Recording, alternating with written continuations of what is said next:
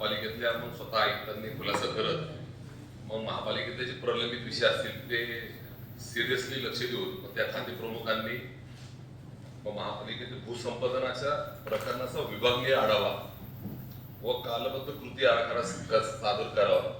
त्यात चर्चा पण झाली की अशा प्रकारची घटना घडली ती घडली नाही पाहिजे, शेतकऱ्यांना तो मोबदला भेटला सुद्धा पाहिजे आणि असे अनेक किती प्रकल्प आहेत आणि किती प्रलंबित आहेत त्याचा पूर्ण आराखडा करण्यासाठी सांगितले.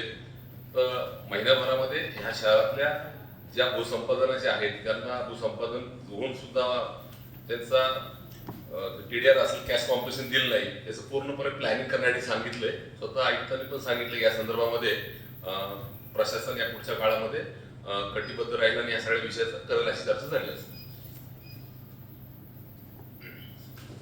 शहरातल्या खाते प्रमुख म्हणजे आता भूसंपादनाचे अधिकारी लीगल या संदर्भात आणि ऍडिशनल कमिशनर स्वतः लक्ष घालून याचं पूर्ण माहिती घेतील आणि महिन्याभरात डिक्लेअर करतील की काय काय त्यांनी अडचणी आहेत आणि त्याच्यासाठी लागणारा निधी काय तो करतील आणि जेणेकरून अशी घटना परत घडू नये चर्चा झाली. महानगरपालिकेत मला असं वाटतं की या संदर्भात सगळ्यांनी चर्चा केली. असे अनेक विषय असतील की जे प्रलंबित आहेत आणि आयुक्तांचं असं म्हणणं होतं की जरी कंटेम्प्ट झाला तर ती महानगरपालिकेला एक नोटीस येते. मग आयुक्त म्हणजे कोर्टाने ऑर्डर दिली असेल त्याचा मान तर सर्वांना ठेवायला पाहिजे, ठेवायला पण पाहिजे, पण अशामध्ये अवेअर असलं पाहिजे संबंधित खाते प्रमुखांनी लिगली आणि या सगळ्या ज्या गोष्टी आहेत पुढच्या काळात होऊ नयेसाठी प्रयत्न करण्याचं असं ठरलं. चर्चा झाली त्यामध्ये नक्की महिन्याभरात असे किती विषय शहरात त्या संदर्भात पण चर्चा झाली. नक्की ती माहिती संकलित होईल आणि पूर्णपणे प्लॅनिंग करून पुढच्या काळात असं काही घटना नाही असं परिस्थिती निर्माण होणे महापालिकेत अशी चर्चा झाली.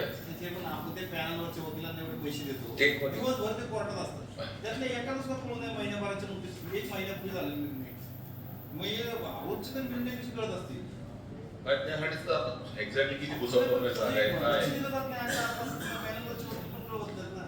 शहरामध्ये आज अनेक ठिकाणी टेकडी फोड असेल, मग शहरातल्या अनेक ठिकाणी असेल, माणगिऱ्याड परिसर असेल, पावदान असेल, तर आयुक्तांना या संदर्भामध्ये आम्ही आज माहिती घेतली, प्रश्न पण दिले की होऊ नये. इलिगल बांधकामावर कारवाई व्हायला पाहिजे तर किती व्हायला पाहिजे तो पार्ट वेगळा असेल, पण टेकड्या ह्या राहिल्या पाहिजेत. मग अलीकडच्या काळात विकसकांनी नवीन प्लॅनिंग केलंय. कलेक्टर ऑफिसमधून उत्खननाचा दाखला ते करतात, लेआउट टाकतात. आता नवीन सिस्टीम सुरू झाली, लेआउट टाकल्यावर लेआउट आणि उत्खननाचा दाखला की बाबा ह्या ठिकाणी 1 एकरमध्ये आम्हाला खोदाई करायची आणि ती झाल्यावर मग महानगरपालिकेमध्ये एकाच 5चा रेशो असताना डोंगर माथा एकाच 5 सरळ आहे. जर एकाच 5चा रेशो असताना डोंगर माथा हा 60 फूट 70 फूट म्हणजे तो डोंगरच झाला. मग तो निवासित सॅटेलाइट मध्ये तो निवासी दाखवलाय. असे 2-3 केस ह्या शहरात आहेत. तर आयुक्त म्हटले मी त्यांना कॉपी पण दिली आहे. तर आयुक्त त्यानंतर 1-2 दिवसात चर्चा करतील. ज्या ज्या ठिकाणी शहरामध्ये डोंगर माथा असेल, एकाच 5चा रेशो उल्लंघन झालं असेल, जे डोंगर फोडत असतील, मग महानगरपालिकेचा बावधन मधला एक रस्ता चालू त्यात काकडे त्यांनी विचारलं तो सुद्धा जर त्याच्यात येत असेल आणि इमर्जन्सी रस्ता करत तोही बघावा.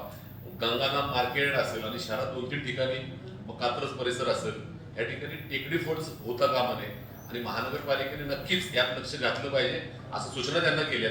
इलिगल बांधकामांवर कारवाई करणे महापालिकेचं दायित्व ते केलंच पण पाहिजे. त्याच्याबरोबर ह्या विषयात चर्चा झाली.